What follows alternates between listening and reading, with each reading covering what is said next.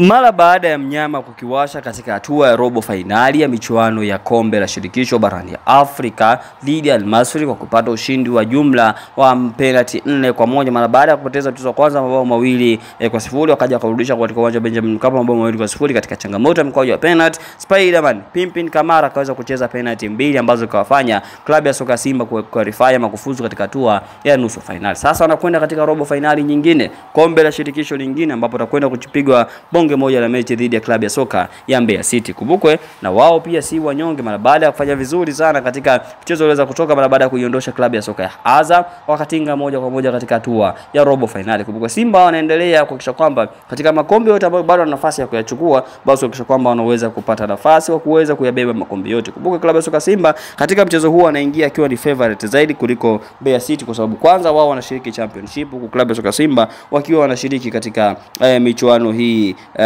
michuano mikubwa ikiwepo kombe la shirikisho, lakini pia ligi ya soka Tanzania bara, wakiwa na muendelezo mzuri kweli. Kwa hiyo moja kwa moja kwa upande wa klabu ya soka Simba anaingia katika mchezo huo yeye akiwa kama favorite zaidi. Lakini kwa upande wa klabu ya soka Mbeya City naye pia ameahidi kutoingia kinyonge. Yes, ameahidi kutoingia kinyonge katika mchezo huo wa siku hii ya leo. Kwa moja kwa moja klabu ya soka Simba atatakiwa kupata matokeo ya ushindi kwa namna yoyote ile kuhakikisha kwamba wanapata heshima zaidi. Lakini kwa upande wa klabu ya soka Mbeya City wanataka kuonyesha bara la Afrika hapa Tanzania kwa ujumla ni nini wanachoweza kukifanya, kwa sababu wamekuwa wamewasha moto kweli katika upande wa championship, ambapo wamekuwa na muendelezo mzuri kweli wakishika nafasi ya pili nyuma ya klabu ya soka ya Mtibwa Sugar. Sisi tuko hapa kuhakikisha kwamba hautapitwa na matokeo yote ambayo yataendelea katika mitanange hii. Kumbukwe si hawa tu, kumbuka michezo mingine itaendelea katika viwanja tofauti, ambapo moja ya michezo ambayo itaendelea ni kati ya klabu ya soka ya Dar es Salaam Africa ambao watacheza dhidi ya Stand United, lakini pia bila kusahau Kagera Sugar ambao pia watakuwa na mchezo mwingine,